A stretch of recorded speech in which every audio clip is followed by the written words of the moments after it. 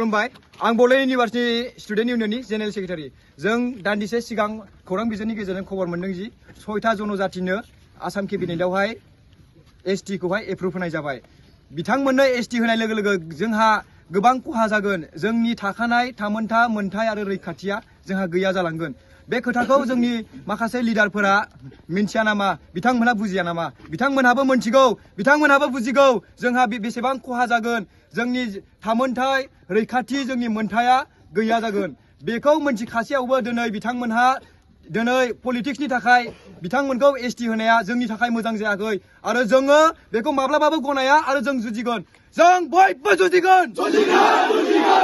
Tribal unity, long live! Long live! Long live! 62 long live! Long live! Long live! आरो बेखौ नायनानैनो गाबोनहाय बड'लेण्ड इउनिभार्सिटिनि गेटआवहाय जों बयबो सोमावसारगोन, जोङो प्रटेस्ट खालामगोन। जोङो एग्जाम लिरा, जों एग्जाम लिरनानै पास जानानै जों मा खालामबावनो?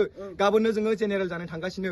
जोंहा जेबो थामोनथाय रैखाथि मोनथायानो गैलाबा गाबोननि सानसेनि एग्जामखौ जों लिरनानै मा खालामबावनो? जों प्रटेस्ट खालामगोन, एग्जामखौबो जों लिरा आरो गभर्नमेन्टनि एगेन्स्टआव आरो बे एप्रुभेलनि एगेन्स्टआवहाय जोङो प्रटेस्ट खालामगोन आरो बयखौबो बड'लेण्ड इउनिभार्सिटि स्टुडेन्ट आरो स्टुडेन्ट नङाब्लाबो जाय बड'लेण्ड इउनिभार्सिटिनि साखाथियाव थायो बिथांमोनखौबो आं अननानै खावलायहरो जे जातिनि खाथेराव बयबो फैनांगोन आरो लोब लोब बाहागो लानांगोन।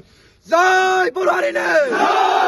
जय सिसिटुआनो! Tribal unity, long live! Long live! Long live! सिसिटुआ long live! Long live! Long live! Himanta Biswa Sharma होशियार! होशियार! होशियार! बीजेपी होशियार! होशियार! होशियार! गोजोन्थों।